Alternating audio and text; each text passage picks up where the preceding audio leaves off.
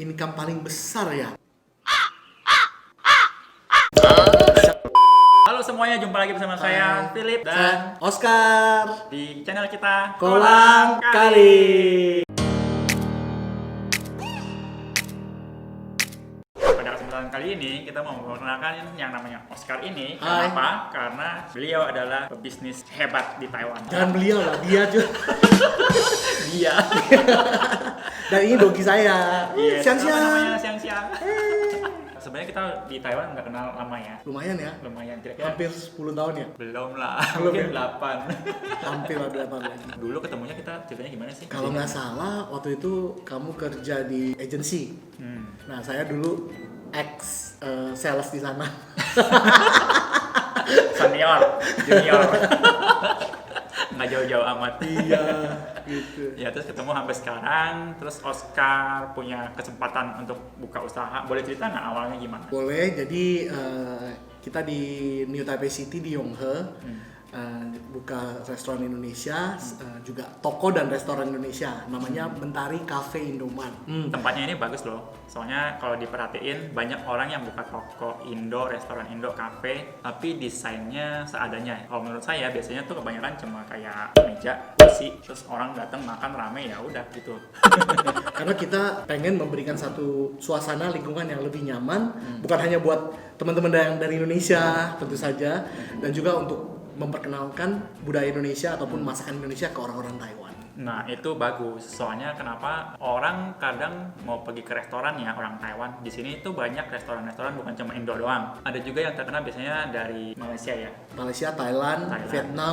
Itu mereka terkenal dan mereka kalau Jepang, Korea nggak usah ngomong lah ya. Ya, itu sih udah pasti banyak banget. Tapi mereka punya desain kalau dibandingin sama Indonesia tuh jauh lebih bagus. Entah kenapa, yang Indo tuh duit yang penting masuk banyak, desain sebodoh amat.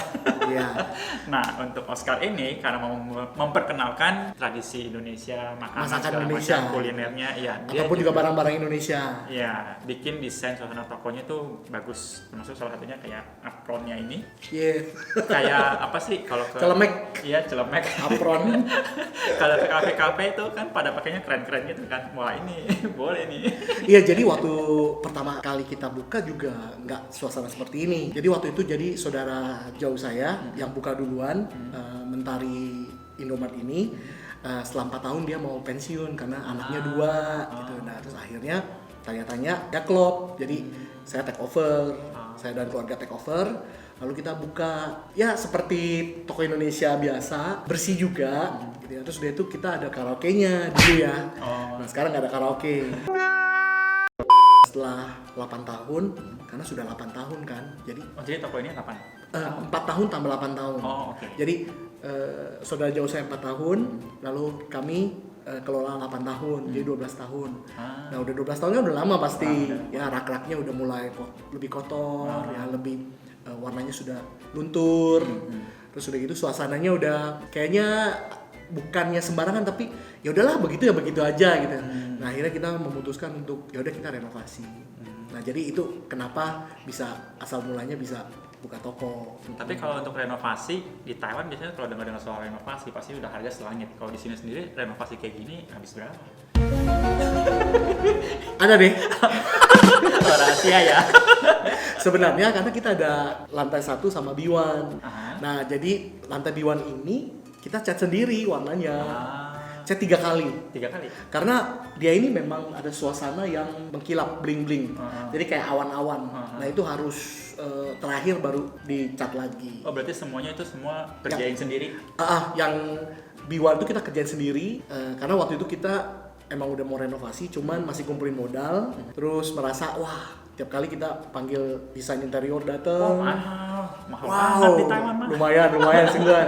Merasa wow sayang sekali maksudnya. Wow, Mereka terus buka harga berapa?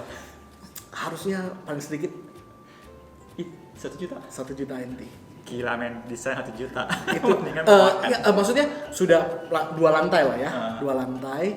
Cuman kan sayang ya kita merasa. Nah, akhirnya ada kesempatan karena waktu itu kita udah nggak ada karaoke. Nah, terus B1 itu lebih buat jadi kayak gudang gitu, buat tempat simpen barang. Ya udah dah, kita bersihin, terus kita mulai cat gitu. Terus makan waktu berapa lama tuh? nggak lama sih, nggak lama, semingguan cat sendiri. Cepet loh. Terus dari itu kita panggil tukang listrik, tukang lampu, bantu kita pasang lampu. Terus kita Jadi ini semua beli sendiri apa segala macam, Iya. tapi yang masang tukang tetap tukangnya. Nah itu. Nah tapi kalau lantai satunya memang kita panggil desain interior sih. tetap desainer. Tapi memang lebih ekonomis lah karena ada kenalan. Oh, Terus udah gitu juga cuman lantai satu kan. iya. Terus udah itu juga dia langsung kasih tahu yang pakai bahan yang mana yang lebih nggak lebih hemat. Jadi nggak usah ngecat lagi, langsung pakai bahan itu udah motifnya udah kayu. Nah, gitu. Terus udah itu lantainya mau dibuat kayu tapi pakai motif yang seperti apa. Gitu.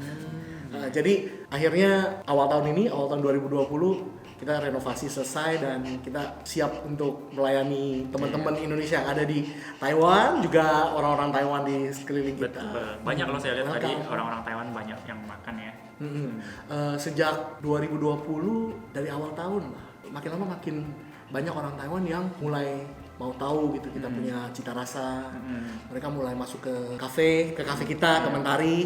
Terus mereka mulai coba. Tentu saja kan mereka taunya Indonesia makanannya pedas. Pedas. Nah, jadi kita memang kita bedakan kalau teman-teman Indonesia makan kita kasih cabenya lebih banyak. Oh iya. Nah kalau beda, teman-teman beda. Taiwan kita kasih cabai kecuali Iya. kalau dia minta xiaola yang rada pedas atau yang lebih pedas.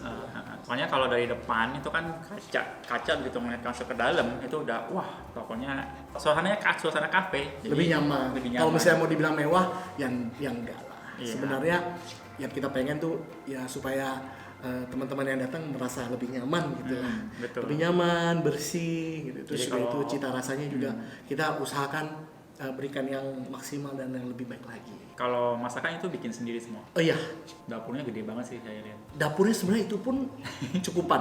Dibilang besar sekali enggak? Masa? Ya, cukupan. Ya, masakan ayam goreng, ayam bumbu rujak, ayam bakar kecap, Wah, ntar boleh cobain tuh. ada sate ayam. Ya, terus udah itu burung darah, lele. Wah, ntar langsung dibawa aja ya. Dibawa aja ya menunya ya. Iya, nanti kasih lihat Ada menunya apa bakso aja. beranak, bakso kikil, bakso hamil, bakso urat, semuanya gitu. Lengkap. Iya.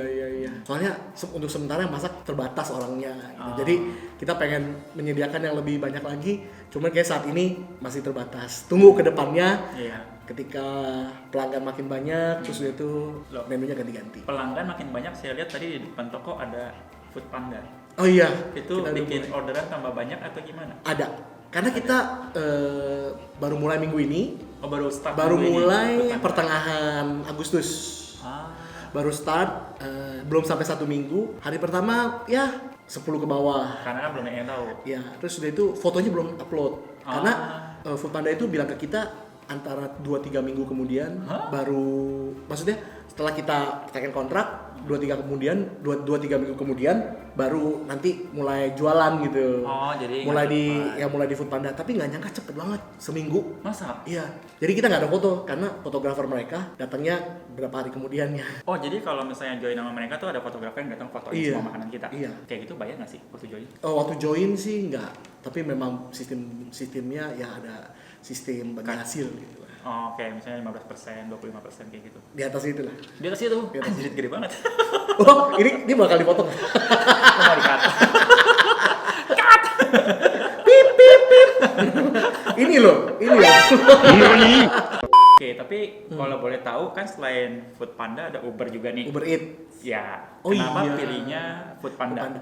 Bukan kenapa pilih Foodpanda, aku mau pilih dua-duanya. Tapi kenapa tim kita di Mentari Cafe Indomaret ini bener-bener mau nge-link sama Foodpanda dan Uber karena banyak teman-teman yang tinggalnya nggak deket sini. Walaupun di New Taipei City di Yonghe, di Chonghe, tapi mungkin mereka sibuk. Zaman sekarang kan banyak kayak Iya, gitu ya, iya. WFH, work from home Iya, gitu banyak kan. kerja di rumah. Terus gara-gara kali lalu COVID gitu, jadi memang banyak orang yang Kena pakai online. efeknya kencem ya COVID-nya. Jadi sayang kan ya, maksudnya mereka kangen masakan Indonesia, yang teman-teman Indo ataupun orang-orang Taiwan yang penasaran gitu sama masakan Indonesia, mereka nggak harus datang, tapi mereka bisa lewat online Foodpanda dan Uber Eats ini gitu loh. Iya, Jadi jadi kenapa nanti- kita pengen banget gitu, dan akhirnya impian ini nggak bilang impian sih, ya goal, salah satu goal kita tercapai lewat Foodpanda, dan berikutnya kita akan link sama Uber Eats pasti gitu loh. Jadi kalau misalnya kamu yang jaraknya jauh nih, misalnya di Taipei, tapi pengen makanan yang di tempat cafe Yonghe, ini, Yonghe, kan agak jauh tuh. Mentari Cafe Indomart. Ya, boleh coba pakai Panda di search, ada nggak toko Indonya namanya Mungkin di di sini ya. search. Iya. Mentari, mandarnya Meng Tai Li, ini liao li. Atau di Uber nanti pasti ada, tinggal cari, kamu tinggal pesen aja. Terus di masa-masa tadi ada sebut COVID, Iya. ada efeknya nggak di sini? Bersyukur banget gitu ya. Enggak. Ya, terus terang sejak awal 2020 ini akhirnya kan siapa yang tahu sih akan ada COVID gitu. Ketika COVID mulai lumayan makin lama makin parah itu sekitar bulan 3 dan bulan 4 aku ingat ya. Dan kita juga mulai nggak boleh keluar kan. Ya, itu kan semua orang harus di rumah. Terus nggak boleh ke tempat-tempat yang umum dan ramai gitu ya. Itu sekitar akhir bulan Maret 2020 sampai pertengahan bulan Mei aku ingat. Namun aku bersyukur banget gitu ya. Aku bersyukur nggak kena efeknya. Malahan banyak orang Taiwan yang mulai masuk ke kafe kita dan makan. Ya aku nggak bisa aku banggain apa-apa lah. Ya karena kita juga nggak tahu kan harus bagaimana gitu, karena ini kan seluruh dunia terkena, seluruh dunia kena, dan Taiwan juga ya bersyukur Taiwan nggak sampai begitu parah gitu. Dan selama beberapa bulan itu sampai saat ini ya thanks God banget gitu. Omsetnya naik. Ada mengalami kenaikan. Oh, mantap. Iya mengalami kenaikan. Thank you ya berkat dukungan kalian semua, thank you banget berkat dukungan Philip dan Kolang Kaling juga. Thank you banget. Tapi by the way, apa sih bedanya kalau jadi bos di Taiwan, usaha di Taiwan sama di Indo? Begini ya, pertama-tama aku nggak pernah jadi bos di Indonesia. Bos Dan aku juga future yang bertanggung jawab, namun aku tetap bertanggung jawab sama keluarga, ya karena keluarga yang support gitu ya. Ini keluarga dalam arti istri atau? Aku masih single sih, single ya. Umur berapa? Single ya. Umur ya, kelihatan umur berapa ya berapa? belum kepala 4 lah. Terus masih muda loh. Jadi di Indonesia belum pernah memiliki usaha sendiri, mengelola usaha sendiri. Orang tua iya gitu ya. Tapi sendiri belum. Terus datang ke Taiwan punya kesempatan ini, kita yang kelola. Karena di Taiwan walaupun sebagai yang bertanggung jawab tetap juga harus terjun gitu loh. Jadi nggak bisa cuman, apalagi kan kita mulai dengan modal yang pas gitu, secukupnya gitu. Jadi kalau mau hire, mau mempekerjakan lebih banyak karyawan, biaya yang dibutuhkan juga lebih tinggi gitu. Sedangkan tahu kan ya, kalau misalnya di Taiwan ini kan biaya part-timer itu kan tinggi gitu loh ya. Dia ada minimumnya guys. Dan itu tinggi gitu. Jadi ya kita harus juga terjun sendiri. Jadi nggak bisa cuman modal mulut, cap cip cup ABC, kamu harus kerjain semua. Kita juga harus terjun di dalamnya. Ngawasin. Iya. Kalau mau jadi part-timer yang benar kerja. Saling lah. Karena waktu kita dulu masih sekolah, terus setelah lulus kuliah juga kita kan kerja. Kita part time. Ya, ketika kita kerja, kita part time, pemikiran kita kan pasti kalau suatu hari aku yang jadi bos, aku pengen tim yang seperti apa sih? Aku pengen part-timer seperti apa? Aku pengen karyawan seperti apa? Nah, kita harus jadi seperti itu dulu gitu.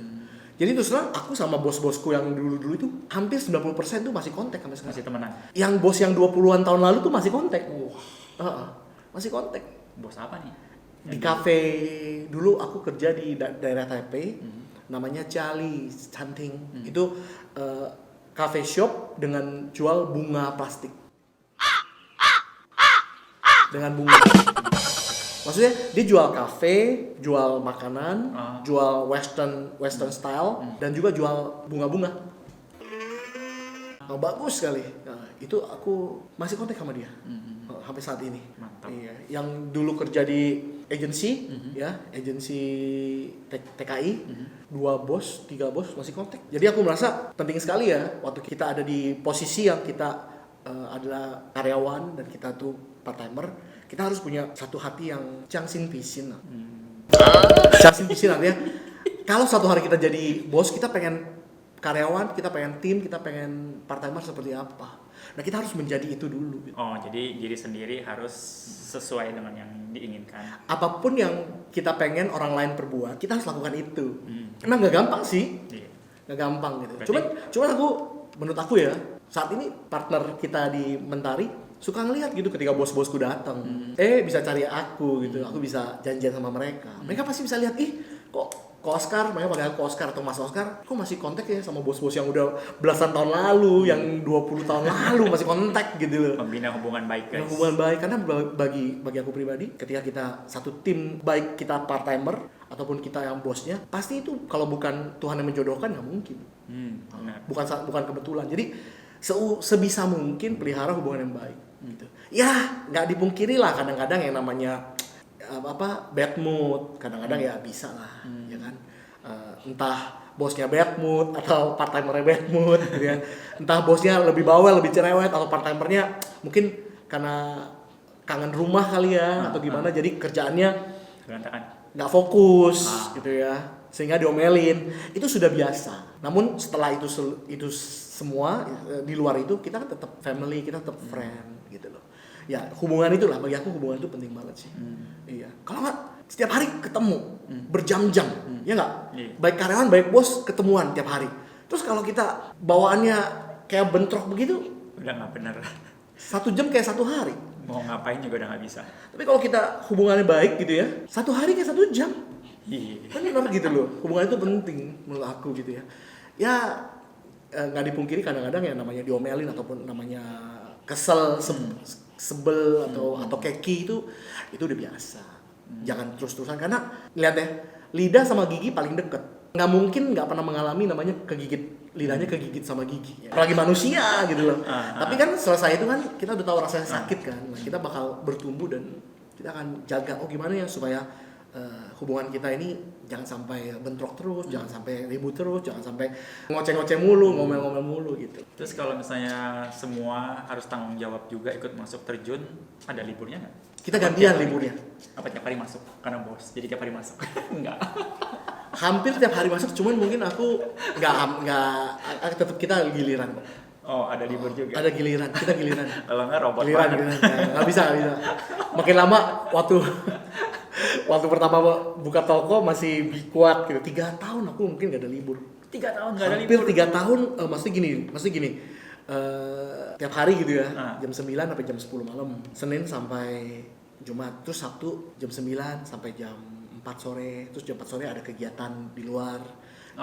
Aku ada kegiatan di gereja, jadi sampai malam kira-kira jam 8 balik lagi, lihat lagi. Wah. Kayak gitu. Terus Minggu juga habis selesai ibadah balik lagi. Waktu lagi liburan Imlek juga kita ada Tetap kerja.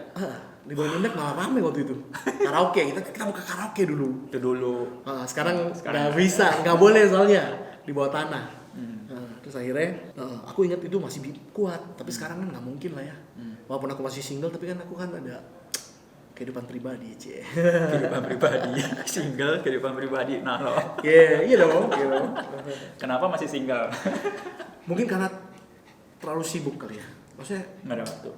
udah capek gitu, nggak ada waktu, terus pikirin ini. Gitu. Kesempatan nih guys. Come on. Oke, tadi kan ada cerita saudara mau pensiun. Iya. Terus kamu take over. Benar. Inspirasi apa yang bikin kamu Jalanin ini? Mentari Iya. Cafe ini ya. Waktu itu terus terang nggak ada pikiran yang terlalu jauh. Karena aku ini waktu itu orang yang bukan orang yang planning. Jadi ada apa coba-coba dulu, ada Action. apa coba-coba. Ya action gitu. lebih Tapi sebelum action mikir dulu. Pasti mikir terus itu gimana ya? Aduh, ntar rugi.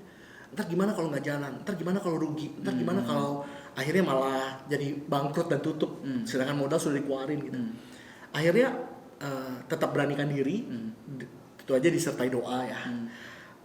Dan akhirnya ketika mulai itu malah merasa ini cocok sama aku karena aku bisa banyak kontak sama TKI TKW. Sedangkan aku orangnya suka ngobrol gitu ya. Jadi kalau dulu kerja di agensi kan lebih tegang gitu ya. Wah, ini Lause, guru penerjemah gitu ya. Suami Lause datang dari agensi gitu ya. Lebih bawaannya lebih tegang gitu kayak TKI, mbak-mbak mas-mas kayak bawaannya aduh, ini Mas Oscar, ini Oscar Laoshi gitu ya. Jadi lebih tegang dikit. Sedangkan ketika kita mulai jalan usaha, hubungan sama pelanggan kan jadi enak gitu. Hubungan sama pelanggan jadi lebih natural dan lebih bersahabat, berteman gitu kan. Nah, jadi aku merasa cocok sekali gitu ya ketika udah mulai buka toko dan mulai jalanin gitu. Jadi ketika ada mbak-mbak datang, ada pelanggan datang, ada mas-mas datang, ada kesempatan kalau nggak lagi rame kita ngobrol, terus kita tukar pikiran, ataupun kita dari pihak toko ini kasih motivasi dan dorongan buat setiap teman-teman yang datang gitu berbelanja. Kadang-kadang soalnya kan mereka 24 jam, misalnya yang di rumah tangga gitu ya, mbak-mbak yang di rumah tangga 24 jam. Mereka tuh datang ke toko itu paling berapa menit doang, 10 menit, 5 menit, 15 menit. Itu seperti seakan-akan satu waktu lega ngelepas buat mereka semua kejenuhan. Benar, karena mereka 24 jam tinggal di rumah majikan. Ya, jadi waktu 15 menit ini seakan-akan buat mereka ambil napas, lega dikit, terus dapat kekuatan baru, dapat motivasi, dapat semangat. Wah, ngeliat barang-barang Indonesia, mencicipi makanan Indonesia. Wah, akhirnya mereka di charge gitu ya. Terus mereka kerja dengan luar biasa lagi. Puas. Iya, kayak gitu loh. Jadi aku merasa keberadaan yang nggak cuma Mentari Cafe Indomart lah, toko-toko Indonesia yang lain juga aku percaya pasti punya fungsi dan efek seperti ini gitu ya. Terus kalau misalnya dari segi usaha sendiri, income yang paling besar itu dapatnya dari mana sih? Income paling besar ya, sebenarnya semuanya oke lah, semua kita ada pengiriman uang pakai ARC tentu saja, terus udah gitu harus tanda tangan gitu ya, terus nggak boleh melebihi 30.000 NT setiap bulan. Mau lebih sini. Ya, terus udah gitu kargo, pengiriman dus, ya, terus di itu kita ada barang-barang Indonesia. Nah, terus kita juga ada masakan Indonesia, gitu. Oke lah, semuanya. Dari 4 itu tuh, yang nomor 1. Sekarang sih masakan ya. Masakan ya. Dan ini memang goal kita, goal Mentari Cafe Indomart itu adalah untuk kita menyediakan masakan Indonesia yang berkualitas, bersih, dan bisa juga diterima bukan hanya teman-teman Indonesia, tapi juga teman-teman Taiwan. Ya, karena ini salah satu visi ya, visi yang tim kita ini dapetin gitu ya, yaitu supaya masakan Indonesia itu bisa dikenal di orang-orang Taiwan. Tapi nanti itu setelah online, delivery-nya online tuh semua, jangan kaget sehari bisa terima 100-200 order. Wow. Sekarang belum sih, sekarang Kan masih baru. sekarang udah hari ketiga, kemarin lumayan. Kemarin ada belasan. Ada belasan, Tapi belum sampai 100-200. Itu baru hari ketiga, itu udah harus siap mental. Soalnya kalau udah pakai Tim kita harus siap ya. Uber jam lagi. makan lah ya, Jam 11 sampai jam 1 atau jam 2. Wow. Terus jam 5 sampai jam 8 lah. Itu udah siap-siap orderan banyak banget. Berarti kita harus siapin ya. Iya, harus Sedia siap payung mental. sebelum hujan ya. Jangan Jangan begitu sampai orderan datang, bahan habis itu udah pasti wah kacau. takutnya ntar dia punya rate-nya Iya. Soalnya kalau misalnya memang bahannya habis atau masakannya habis harus di close. Iya, di close. Iya, Kalau iya. nggak di close ntar semua orang yang mau order nggak bisa masuk. Ya, minta dukungan dari sahabat Kolang Kaling juga. Dukungan secara pesen Pesan, ntar kita makan pesan. dan dukungan moral dan doa. Pasti ya. Iya. Sekarang kita udah jalan tahun ke-13, tapi saya dan keluarga sendiri jalanin sudah hampir 9 tahun. Kita makin merasakan ketakutan di pertama kali itu nggak terjadi. Jadi biasanya orang kan pertama kali mau usaha takut, yang pasti takut hilang duit, Takut rugi. itu udah biasa. Tapi ternyata enggak. Itu juga karena tim kita itu benar-benar, maksudnya kita mengusahakan yang lebih baik lagi. Saya nggak bisa bilang tim kita yang terbaik, Mentari Cafe itu yang terbaik, tapi kita sendiri punya satu hati ini bahwa kita pengen memberikan yang terbaik. Terus terang masih banyak yang lebih baik dari kita, gitu, terus terang. Tapi kita sendiri mau mengusahakan gitu, baik makanan kita, baik kualitas kita, gitu. Kita pengen menyajikan yang improvement. Iya, ada kemajuan dan nah itu dia gitu. Jadi akhirnya setelah kita awal tahun 2020 renovasi sampai sekarang bulan 8 kita melihat pertumbuhan, terutama dalam hal masakan Indonesia dan dalam hal teman-teman Taiwan, orang-orang Taiwan yang menjadi konsumen kita. Kita melihat pertumbuhan gitu. Dan ini menjadi satu pengakuan dan satu energi buat kita yang wah, kau jalan di jalan yang benar nih, dan terus lakukan gitu. Walaupun pertama-tamanya takut, walaupun pertama-tamanya khawatir, akhirnya sudah lewat 8 tahun lebih, sudah hampir 9 tahun gitu. Tentu saja step by step gitu ya. Ketika kita mau mulai usaha nggak bisa langsung instan dan caplok besar gitu ya. Iya. Kecuali modal banyak ya, itu tentu saja. Sedangkan kita kan anak-anak muda yang modalnya pas-pasan. Tapi ada buka cabang. Belum. Kerinduan kita berikutnya. Ada keinginan buat buka Ada cabang. keinginan kita ya, goal kita juga kita mau buka cabang gitu. Maka itu lewat online dulu. Karena online ini ada salah satu cabang kita sih. Oh? Maksudnya kenapa kita online duluan daripada buka cabang duluan? Uh-huh. Karena online itu fungsinya sebagai cabangnya kita. Oh. Jadi kita nggak usah buka cabang dulu, kita pakai online dulu, dan kita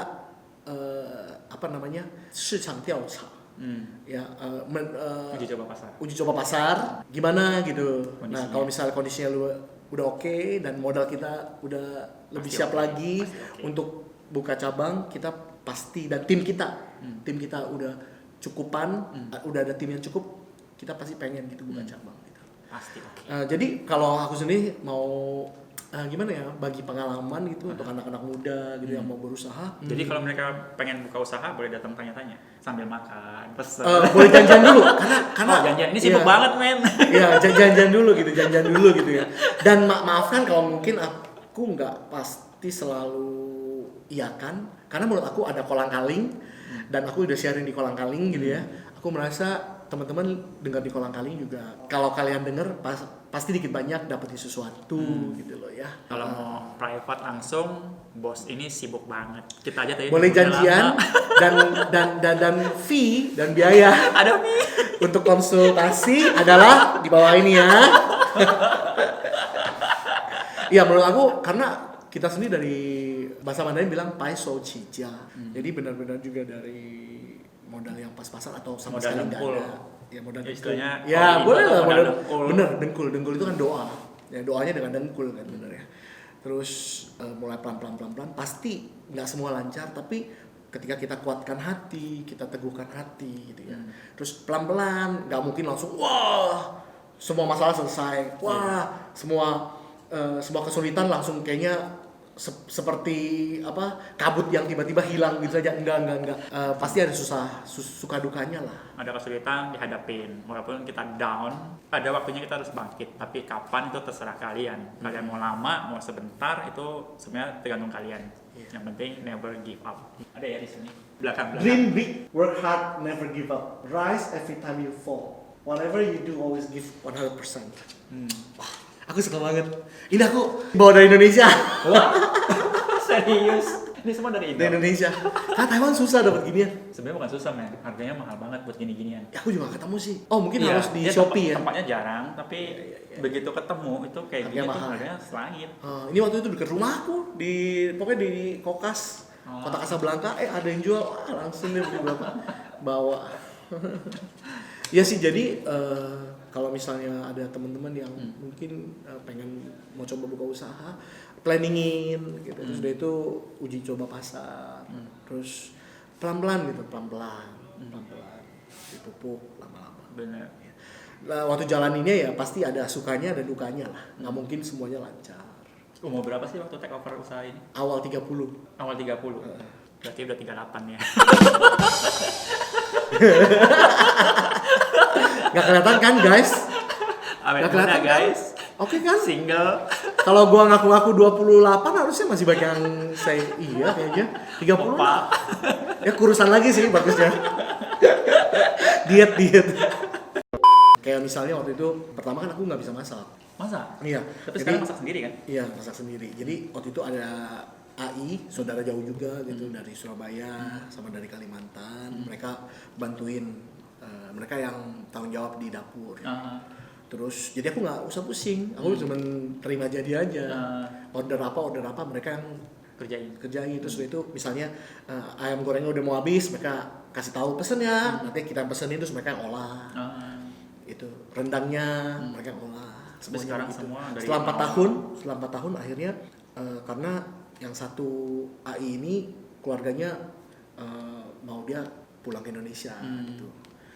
Akhirnya harusnya misalnya bulan Februari, nggak nyangka 2 bulan sebelumnya Lebih cepat pulang gitu. Jadi wah aku kaget gitu karena aku pikir masih ada 2 bulan untuk persiapan gitu. Itu kan bikin kaget gitu. Akhirnya ayah satu lagi masih kerja tapi kan dia cuma setengah hari gitu. Terus jadi waktu itu aku juga wah harus bagaimana ya. Akhirnya mau nggak mau aku yang terjun ke dapur gitu dengan modal dengkul beneran modal dengkul was-was. Terus tiap pagi itu bangun dengan perasaan yang gentar. Terus aduh gimana ya, ntar kalau misalnya omset turun, ntar kalau misalnya makanannya nggak enak tuh gimana gitu. Pasti ada rasa takut. Kira-kira 10 hari 10 hari kemudian udah terbiasa. Udah bisa enjoy, rupanya begini, iya siapin minyak, masukin bawang, masukin ini, oke, tambah ini cicipin dikit, terus itu kayaknya sesuatu yang aku nggak bayangkan aku bisa lakukan itu aku lakukan gitu. Ya thanks God lah sungguhan karena aku nggak menyadari rupanya ada potensi yang terpendam itu. Dan ketika di bukan masa sulit ya, ketika kepepet gitu ya, mau nggak mau kita coba, kita lakukan, bisa. Aku waktu itu cuman berharap satu gitu ya, supaya pelanggan yang makan itu ya jangan sakit perut gitu aja. Wah, yang lainnya soal rasa biarin dulu lah, yang penting bersih. Aku bilang bersih dan mereka nggak ada yang komplain, aduh habis makannya sakit perut. Ya bersyukur nggak ada benar-benar bersyukur. Kalaupun sakit perut biasanya cabai kebanyakan. Itu usus sendiri itu, lambung sendiri nggak tahan. Nah terus dan malahan waktu itu dalam 3 bulan itu setelah AI pulang Indonesia, malahan omset itu meningkat. Jadi aku benar-benar lega banget. Aku benar-benar thanks God banget. Terus itu ya terus lakukan gitu. Tapi aku nggak bisa banggain apa sih, cuma merasa wah rupanya ada potensi yang terpendam itu yang ketika kepepet itu keluar gitu. Tapi biasanya memang banyak orang kalau misalnya buka toko terus pelanggan datang lihat bosnya sendiri yang masak, itu rasanya beda. Gitu ya? Iya, bosnya sendiri yang masak. Itu apa namanya stigma? Apa sih? Apa yang nggak tahu lah istilah Indonesia. Kita berdua lupa bahasa Indonesianya. Kelamaan di Taiwan ya? Iya. Ya itu sih maksudnya ya ada, jadi itu salah satu pengalaman aku sih. Wah gimana nih? Akhirnya yaudah nggak ada yang masak, yaudah kamu yang masak. Setelah aku masak, boleh juga ya. Terus ada pengakuan dari teman-teman maupun dari pelanggan sendiri gitu ya. Sampai akhirnya itu sudah 2017. Dari 2017. Awal 2017 sampai sekarang udah 4 tahun.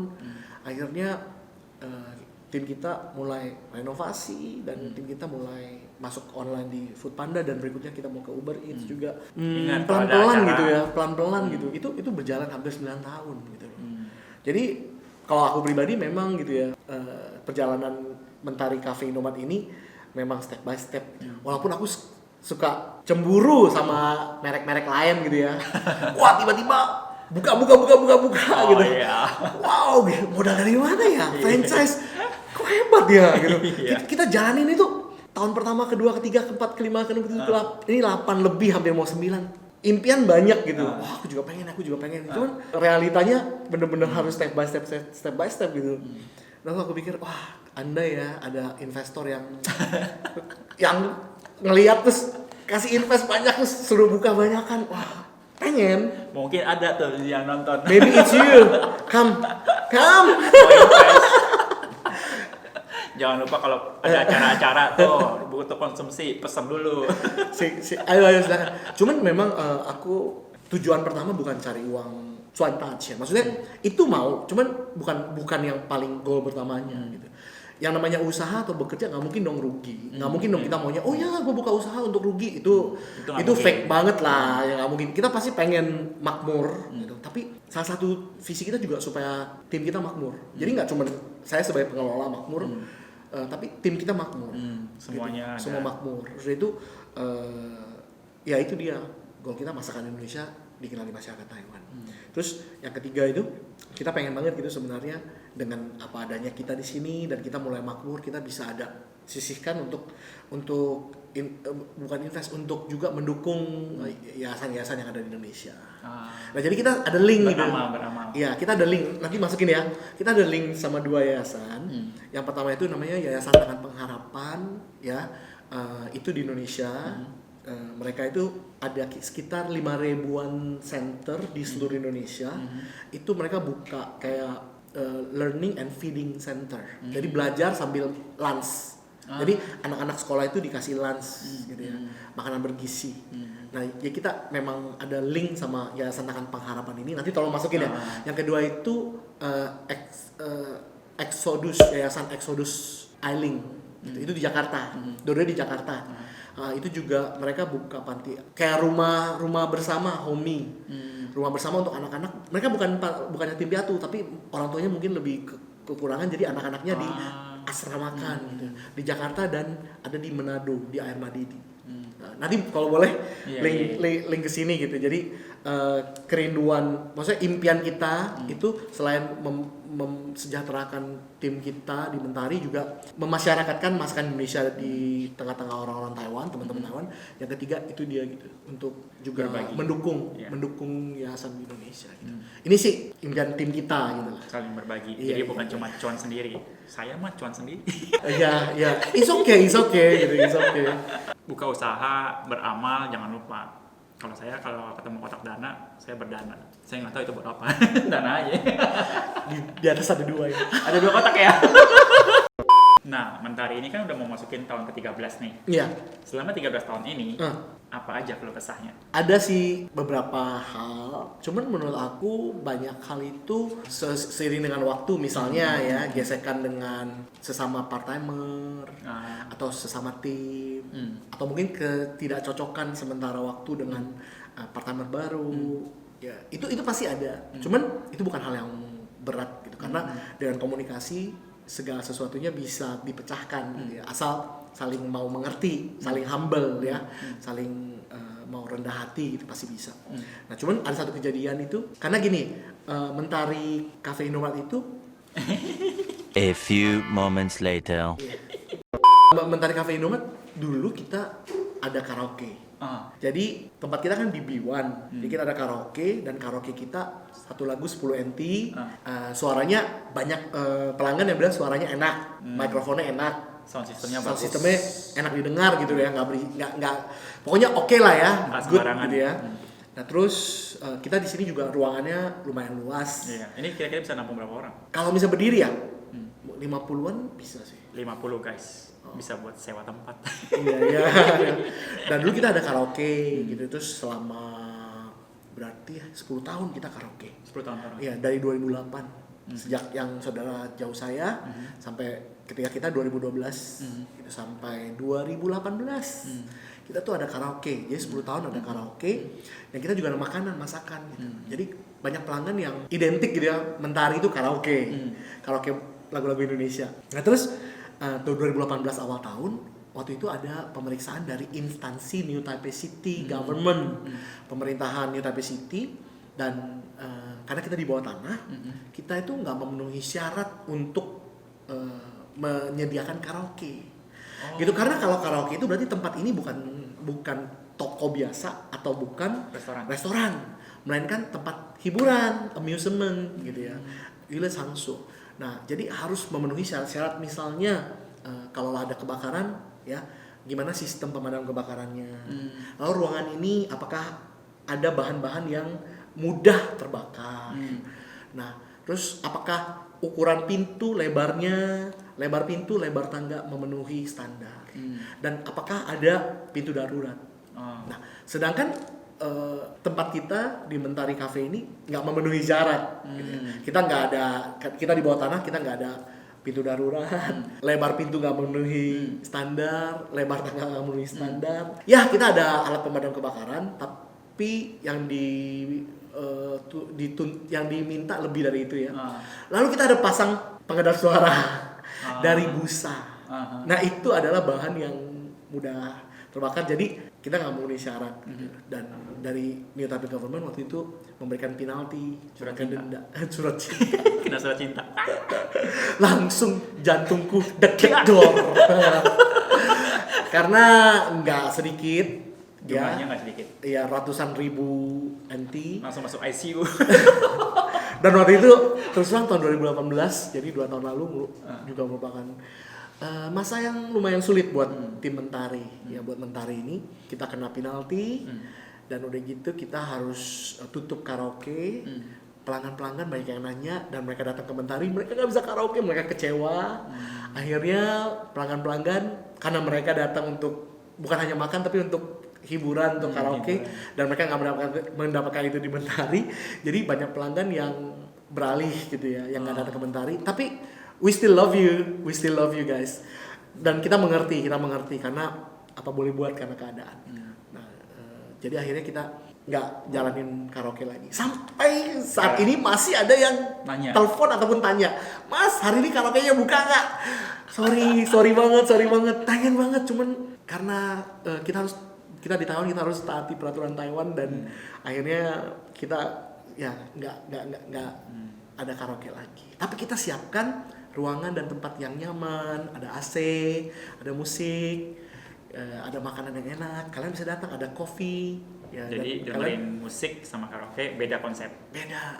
Bisa di sini ngobrol santai atau lihat YouTube, main games. Ya boleh datang. Di sini sound systemnya oke loh. Sip. Nah, cuman ada satu maksud, ada udang di balik batu.